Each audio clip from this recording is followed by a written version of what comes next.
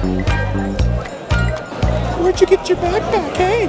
Where'd you get your backpack, hey? Bro and I are back here at PAX East 2019, and this is day number 2.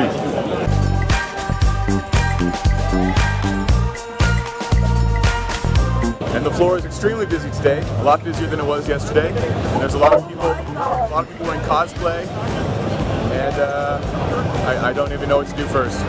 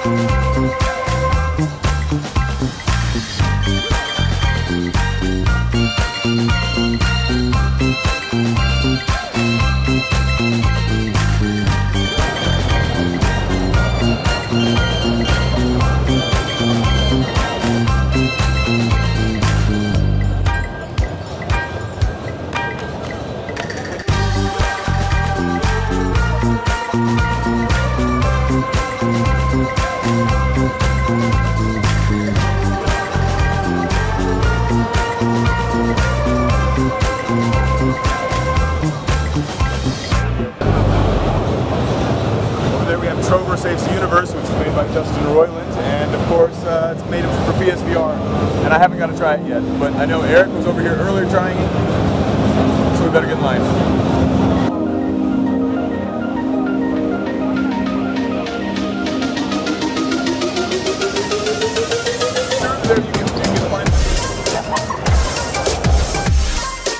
So here we are in the back of the venue, and you can see we've got a whole bunch of computers. People are playing a lot of different games right here in kind of a LAN area, so they can play whatever they want, and there's literally hundreds of computers that are set up. And not only that, but we have this entire other area behind us that you can see. You know, it looks better on film. It's computers everywhere. Basically, they're playing LAN games all around this entire place, as far as you can see. So I just kind of want to walk around this whole area and check out what people are playing. Although there's not any virtual reality in this area, there's a lot of fun gaming, and a lot of really passionate gamers are in this area because, you know, they don't really care about all that other stuff. They just want to come, you know, hang out with the community and hang out with each other, and that's really valuable as well. So without them, PAX doesn't really feel the same. This area has to exist for PAX to exist in my mind.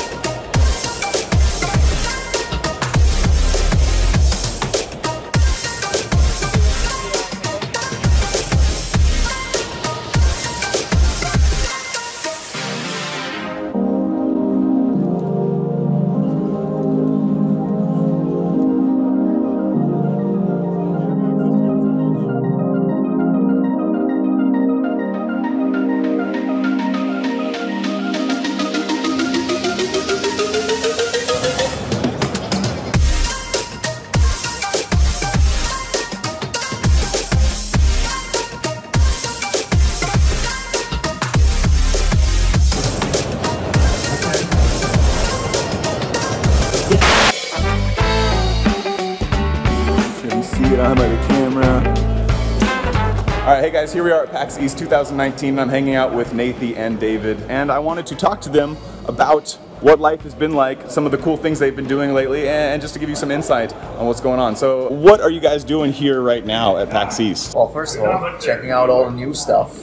You know, the newest hardware, games, experiences. Also meet a lot of people from the industry. A lot of people from the industry, healthcare industry, around VR, but also developers of just entertainment games. Yeah. That's right. These guys are constantly networking and doing a lot of really cool things as far as went to China recently. They get to go. So what I'm interested in when I see this stuff, because I don't really know it on the inside, is how did you guys get to work together? I know you were doing virtual reality for a while, and I see you doing virtual reality. Were you doing it before? How did this happen? I started doing VR stuff like 5 years ago. Now I bought my like DK1. I backed it and I made some videos with it. And of course we're family, so in the end, you know, the videos I made with the Rift were also picked up by David. But I don't know, back then he wasn't that interested in VR, I feel like. But it started to pick up more because those were like development kits. So it became busier. I was like, well, I need someone to help me because I can't keep up anymore. So that's where it kind of started to, you know, where we started working together. So, yeah. Yeah, so in the beginning, like, yeah, the DK1, DK2, like, I tried some experiences, but then I didn't see, for like healthcare-wise, because I studied social work, I already studied social work for 10 years, I didn't see the potential at that moment, like VR and healthcare. But then, like, there were some interesting researchers coming from the States, and then I did some research myself, and then I got more into like VR and healthcare, and also with Nathie, like, also getting more busy. I helped him out. So yeah, that's a bit like how it started. I was interested, but I'm not a super geek or something. Or I'm not like, I'm into video games. I play like on the Game Boy, on the PlayStation, on the computer a little bit. But like he was like the extreme geek. I like to play outside. Outside is highly overrated. Yeah. Sorry. You guys grew up together, obviously. Yeah. What's the age difference between you guys? It's 5 years. 5 years? Yeah. Oh man, so you guys were always playing with each other, stealing each other's toys. Yeah, Only with the two of us. But the funny part is, like, we are very different from each other. It's kind of like these magnets that kind of sometimes click together, but sometimes they don't. Yeah. That's the best part about these guys, is they complement each other. I can tell you, like, when we are having a fight, it's actually always bringing a very good idea for some reason. Yeah. Sometimes it's like a bomb that needs to explode. Yeah, it's me being like, I want to make everything perfect, and David's kind of like, yeah, it's impossible, you know. It's just kind of like that thing that always, it just works for some reason. I don't know. So what's the coolest thing you guys have gotten to do together? I mean, you guys have done a lot of stuff in the last year since you've been doing stuff together, or however long.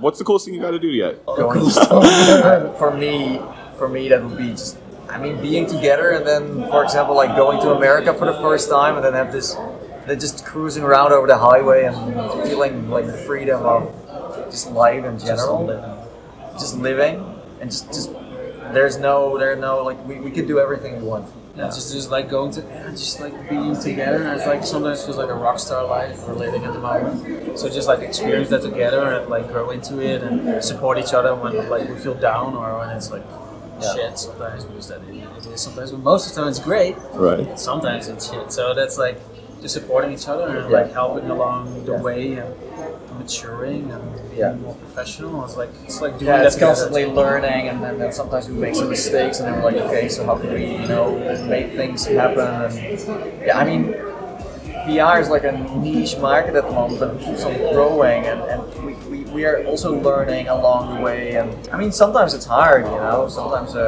getting all this attention stuff, and then you're like, how can I handle this? Because like, honestly, I'm not a guy who, like, I like to be in the spotlight in some way, but I also don't. It's kind of like a mix. It's something I don't feel like I want to have all the time. Like when I'm at home, I'm just sitting behind my PC, you know, in my underwear, editing my videos, and I don't care. It's not like I'm hungry for it. But in the moment we're here, for example, it's kind of like, whoa, okay, now it's like a switch I'm turning now. I just want to make videos and make people excited for VR, but not necessarily have that like being a public figure in that sense. But I start to enjoy it more, and since, you know, my audience is very mature, I get this nice feedback. If I was getting swarmed by kids, I don't know if I could handle that, you know. But with these people, it's like, oh, I bought a headset because of you, or no, it gives me so much positive energy because we really want VR to succeed. I think that's the main goal. It starts from the bottom and we're here. So like we were coming from a working class background, like our families come from a working class background. So like with him, like starting with like a small PC and like from his like pocket money and my parents' money, like buy like improve equipment. So we started like not like with a buffed up PC, like our dad would buy second-hand computers through his work. So it's not like we had the new stuff and like started like at a certain level. Just like building up, and like the moment we still like lived, like the moment we lived together at our parents' house, his like, because in the beginning like DK1 was just sitting in a chair, so he had space in his bedroom. So imagine you wake up and like your work is next to your bed, and so that was like a constant thing, and like uploading like videos like 2 years and like 2 years, like every day pushing content like VR content, and then like the moment you got to walk around in your room, then it started to like, okay, now the closet has to go. So I slept in like a little room, so we had to share a closet together in my little room, and he like worked, and then it's like so now we're like a little office where we have work and where we live, and we have like an entire house for VR stuff. So like it's really hard. Like if you look at YouTube, it's not like you just like get born into this and it's like this level. So it's like 2 years ago, we just like still live at our parents' house, like having like spending all our euros like into the company, and still like the money we get, like we invest back in the company. Like so, when I was still going to school, like I saved up all the money I got, you know, not buying too much fun stuff or things like that. And then when I finished school, then I invested into all these VR headsets and bought like equipment and things. That's how it kind of started. But yeah, it wasn't like the most. But I never thought it was an issue, you know. Even for my bathroom, I was like, I can just make my content. It's fine. And now, you have like a big studio, and everything is kind of like free. I don't bother my parents anymore, and they don't bother me. When he started, like he finished school, and then he didn't have like a normal job. What's a normal job nowadays? But so like I think the 2-3 years, like my parents support, like they didn't say like you have to pay like something to stay here to live here, so they paid for all this freedom. So they gave them the freedom to like start up like this idea, like I want to make my career of YouTube and making content for VR, and I have this passion, and our parents are trusting him to do that, and of course like they know we're very different, so also like sometimes we don't get along. They understand completely. On the other hand, they really like enjoy us working together, and like us together like makes us like grow like in a positive way. And then it's like since we live in a house together, because before that, David was traveling a lot, and so we never really, intertwined into each other's life in a way. And now it's like different, where it's like, we really got to know each other way better since the last like 2-3 years, and we share a lot more. So it's totally different. But I think our parents are very, surprised in some ways, I would say.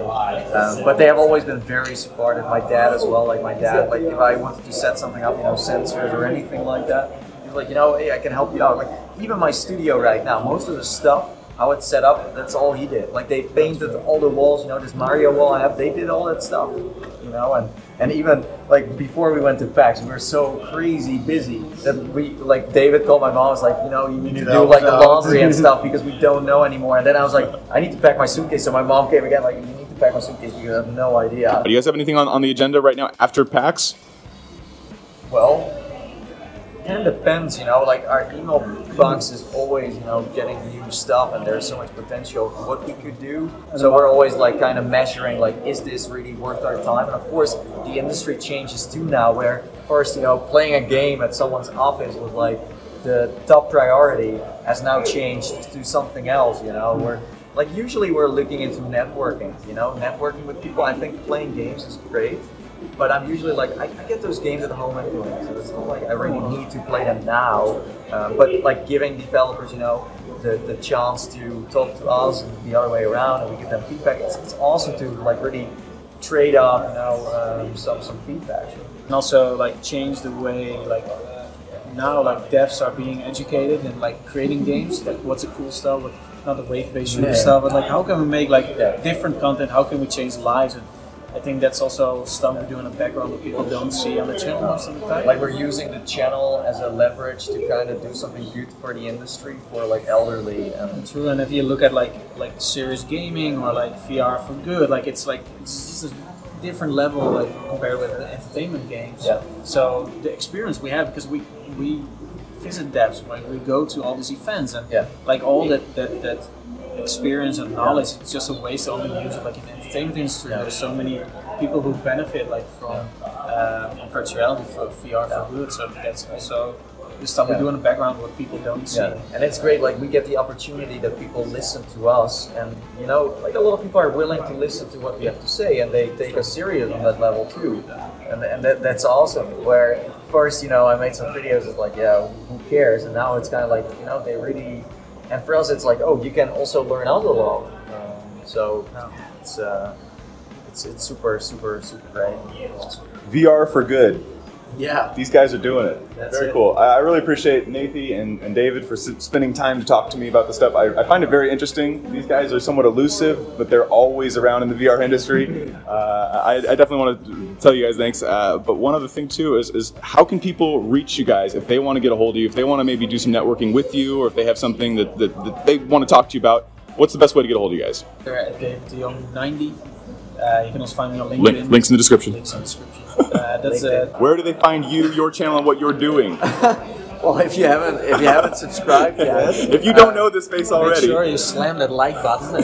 Yeah, no, it's Nathy, so youtube.com/Nathy, and like even if you look for VR, you will be able to find me. There's no escape anymore. You know, I've been like spamming videos for like 5 years. He's right. There's no escape. There's no escape, Nathie. Yeah, no, it's true. So that's where you can find, you know, my videos, and of course I'm also active on LinkedIn if you want to talk there.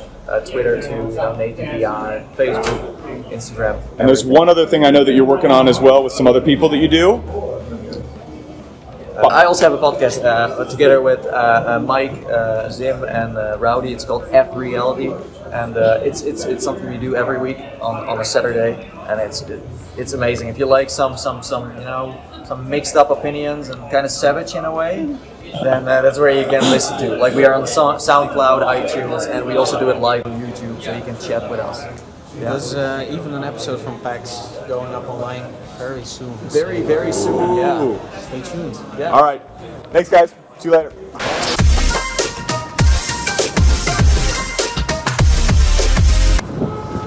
Jeremy and I are hanging out in Boston, Massachusetts, and we're walking towards the direction of the World Trade Center in Boston.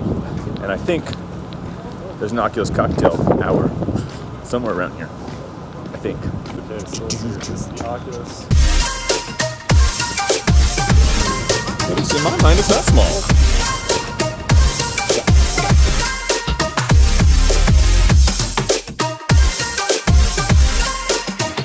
Oculus cocktail party at Babu's Pizzeria. Woo. Is this the right place? Yeah, Babu's. Did you see anybody in here? It's supposed to be. Awesome. Thank you. Appreciate it. Pizza! What's up? Okay.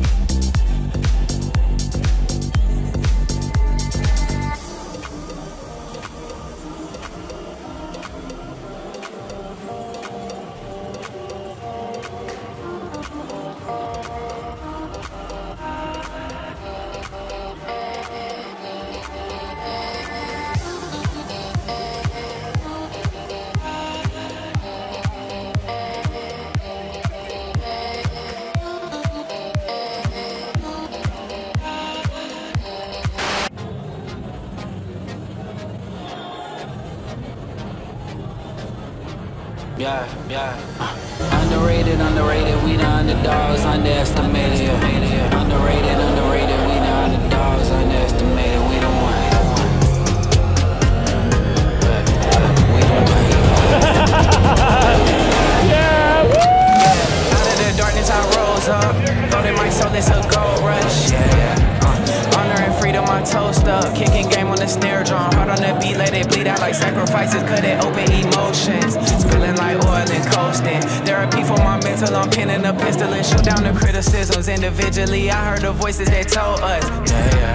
Throw dirt on my name and wish me the worst and scold us, Shot through the heart and pray on my downfall. But Young T prevailed on my outlaw. Stand on top of the table like John Wall. Got the cross on my chest like Olympic gold. Rap it smooth on the floor like a jazz song. Witness greatness, look up in LeBron home. Remember next time for you doubt us. That only made me go John Jones. HGH, I got the shortcut. God on my side, you got bad luck. Look at how they all doubt us, they doubt us, Underrated, we the underdogs, underestimated, Underrated, we the underdogs, underestimated, we the ones, we the ones, we the ones, we the ones,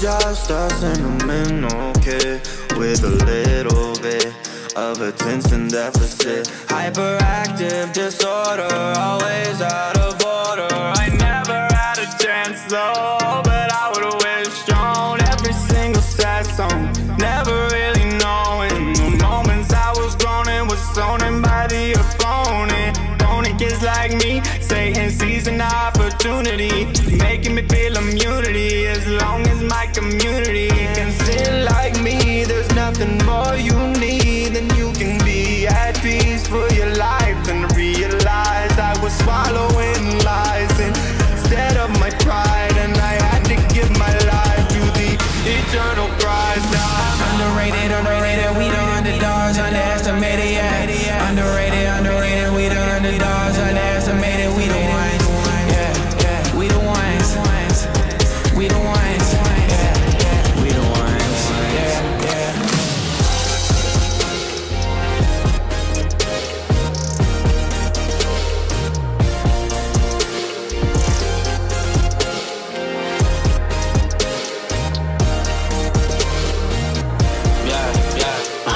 Underrated, we the underdogs, underestimated, Underrated, we the underdogs, underestimated, we the ones, we the ones, we the ones,